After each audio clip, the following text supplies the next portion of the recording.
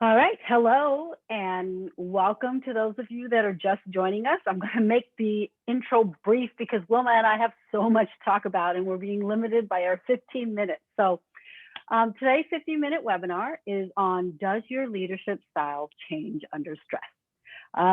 It will be recorded. So if you miss any of it or you want to share it or come back to it, we'll post it on our YouTube channel as well as on our extendeddisc.org site. Questions, love questions, but unfortunately we may not be able to get to them live. Go ahead and put them in the Q&A section. And if we don't get to them live, I promise we'll get to you after the session is over. Did I miss anything? Oh, hello. My name is Christina Bowser, and I am the training director here at Extended Disc. And joining me today is my lovely colleague, Wilma Stevens. Hi, Wilma. Hey, Christina. Hello, everybody. Welcome to the webinar. All right, so let's go ahead and get started. We got a lot to talk about. So does your leadership style change under stress? This is a great question. It's like the $64,000 question. And like a lot of questions, the answer is it depends. For a lot of us, we're not always at our best under stress, right? But I would also say for a lot of us, we're often working under stressful environments. And so like all things DISC, one of the most important things is bringing awareness, right? Recognizing when you are under stress and whether you are at your best or not, thinking about what do I need to do right here, right now to make this situation better for me and better for all of those I serve, right? And I think it doesn't mean you're at your worst either. Right? Like, am I at my best under stress? Maybe. Am I at my worst? Maybe.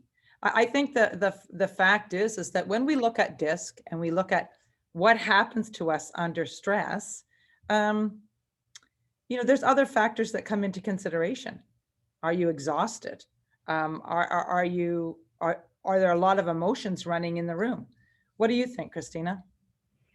I think the thing to remember is we want the simplest answer, right? Because there's a lot that we have to manage already. So because you're feeling stressed, right? So when you look at what's in front of you here, it's like, oh, well, what do DISC styles bring in terms of leadership? They bring different things. I mean, that's what we need to understand, right? So is there a best leader? No, it goes back to, do we change under pressure? Basically, we all bring something different to the table. DISC cannot predict your success. So you cannot go out and say, give me a C style leader, give me an I style leader. What we know and what we say all the time is the most successful leaders own who they are. They know what their strengths are, and they also accept the challenges of their style. But really what takes us to the next level and where we really can incorporate DISC to help us do that is knowing when to adjust our style to fit the situation. And today we're talking about stress, stressful situations. How do we tend to show up? I think, well, Christina, we have to recognize when we're feeling stress as leaders, as managers, quite often there'll be a physical manifestation of it. Right? Starting to get aware of how you show up under stress is going to give you a clue to when you need to try harder, when you need to double down, because we want to present our best self. And under stress doesn't mean you're going to manage poorly, but by bringing awareness in advance of you kind of coming unglued, maybe, giving you an opportunity to pause, take a deep breath, maybe take another deep breath and reset the track that you're trying to achieve and ask yourself some questions. What am I trying to do right here, right now? How would I get the most out of myself and out of the people that I'm working with right here, right now? What do I need to do? And it's really, remember, it's in first person. It's not what will they do. I mean, obviously, if you're the leader, everyone is trying to help you be successful, but they're really thinking you really have to focus. What do I need to do under pressure right here to make the best of this situation? And I love this slide because It highlights areas that some of your strengths may show up, depending on where your profile sits here. And of course, the yin and the yang of it, it also could show where you just become too much of your sweet self. Yeah, I think with stress, it's one thing, it's easy to say, you know, try harder. I mean, yes, we should all try harder, but we also need to acknowledge that when we are under stress, stress is just another strong emotion, right? Fatigue is another strong emotion. Frustration is another strong emotion. When we feel these emotions, we take so much of our energy to manage these emotions that we don't adjust. And as Wilma says, it's the yin and the, ooh, well, there's a bug. It's the yin and a yang that sometimes we become too much of our style. We put it into overdrive, and that also can get us into trouble. So an example might be if you're someone who's a planner, right? And then under stress, you're not adjusting, then are you focusing so much in planning, what's in front of you, the details, that you've lost the overall big picture? So where can this help us? So I'm just pulling out the leadership report, and it's any report really, but there are specific content in the leadership report that really focuses on how we lead. And there's different parts of the report that I really like. One is the reactions to pressure situations. It's pretty obvious, right? So in terms of these reactions based on your natural style, they are not your weaknesses.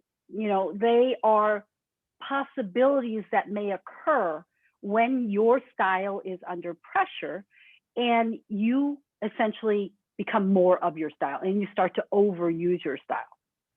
But what's great about it is this is a list that you can change, that gives you the information that predicts how you tend to do things, and also gives you the power to develop yourself, or at least to be more consciously aware that this is how I may tend to show up. Now, what am I going to do different about it? What do you think about this and other sections, Wilma? Are there other sections of a report or DISC that you focus on as well? Well, I think this is a really great place to look at. And I think what happens is, you know, when you read this list, it's a dynamic list. And as Christina pointed out, this is not your weaknesses. A really good idea, though, is to read them and think, do I ever show up like that? And start to think, what are some strategies?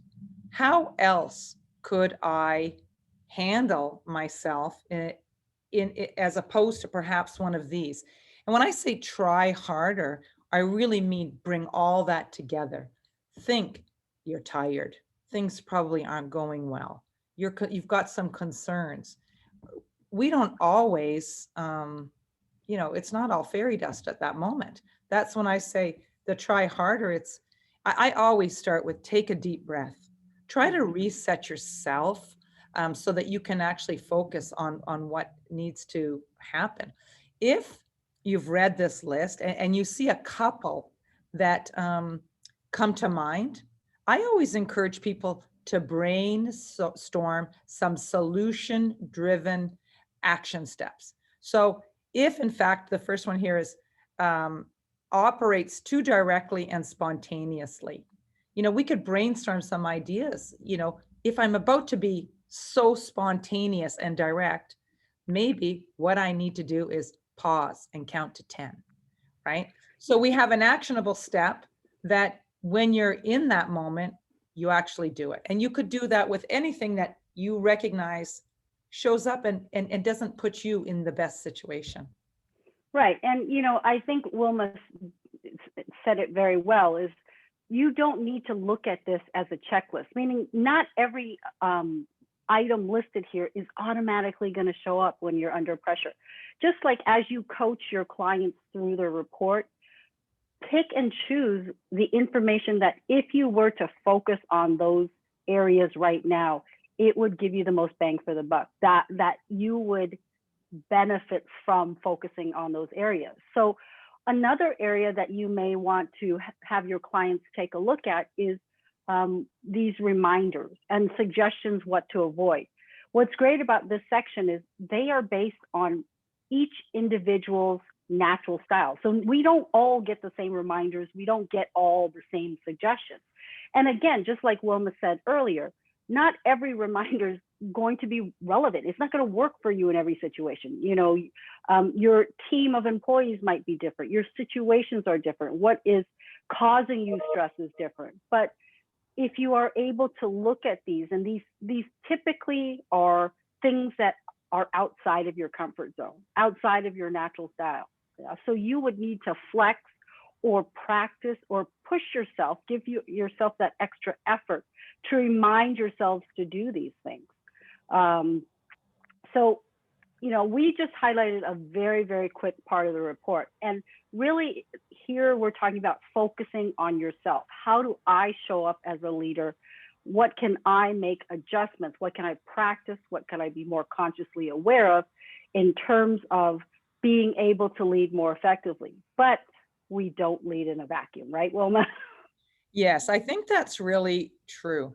Having a team map of the people that you work with as a reminder to yourself, we often think, we can only control ourselves, and that's true. When you're working on a team, you're dealing with everybody on your team. So we have to also get outside of our own bubble to think, okay, what works with this person? If I want to be a really effective leader and we're all feeling stress, like I promise you, if you're feeling stress, there is a very good likelihood other people on your team are feeling stress. That is something that kind of runs downhill a little bit. So cut them some slack. Think about, okay, this is how I like to give communication. And remember, when you're under stress, you're more likely to overuse your great awesomeness. So think about the people that work with you. They're doing the same thing. But if you can flip that over and look at your team and remember, okay, I have to be a little extra careful with this person or that person, or not at all. What if you did show up like the list of under pressure situations? By even bringing yourself some knowledge and thinking down the road, okay, if I do show up like that, I'm going to try to do this. Start to practice. And by practicing, you just get better at the adjustments. Those are the, confidently self-aware people that we're talking about, the ones that actually practice the adjustments. And remember, what DISC also helps us do is it helps us understand how people see our leadership style. So, I might be leading as, I'm just like, I'm going to go out, I'm going to get this done. Everyone's going to be happy because we are going to be done. But your team members could be saying, geez, Louise, do we ever get input? Are we working as a team? Everyone's doing their own thing, so what DISC can really help us understand is how our leadership comes across, under pressure when we are more of our style. So DISC not only helps your own self-development, but it helps you better lead your team, and it also helps your team member better understand your leadership style.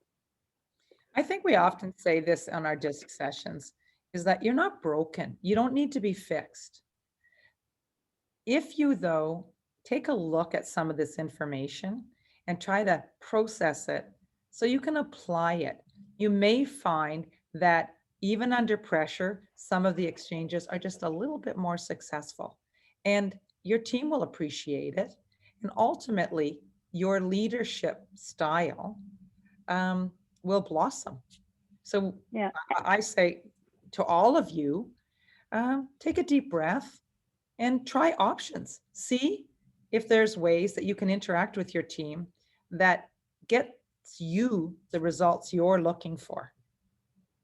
And leadership constantly changes. We know that, right? We're leading in a pandemic right now. As Wilma says, everyone is under stress. We're leading in ways we may not have led before. We are not face to face. We're not physical, Meeting at the water interaction. cooler. Right? Exactly. Have, So, that good cheerleader moment. if you're someone who's maybe not comfortable without those face-to-face interactions, recognize that. If you're someone who's, just sending out those emails, think about the employees that need you to pick up the phone or set up that Zoom call every once in a while, because you are motivating your employee. You're helping your employee manage their stress as well, because that's one thing that a leader does. Any last thoughts, Wilma? As always, we just run out of time. Yeah, I think that what we really want to say to everybody is that, we are all a work in progress. We are all trying our best to put forth our best selves. Read your report. See if there's anything you can learn about yourself that will enhance the results in your leadership style that you're looking for. We stand for your success. Good luck. Absolutely. So thank you guys for joining us. We do have actually 2 webinars coming up next week. Check our events tab on our extendeddisc.org page. We have a brand new, beautiful website, so go check it out. That's right. We have one called Employees Can Make or Break a Company. Do you have the right talent? That's on Tuesday. I think that's February 9th. I might have had the date wrong, but whatever. And then we have another one coming up on Wednesday. So check it out. Check out the recording if you missed any of it or you want to share it. And Wilma and I wish you a wonderful rest of your day. Thank you.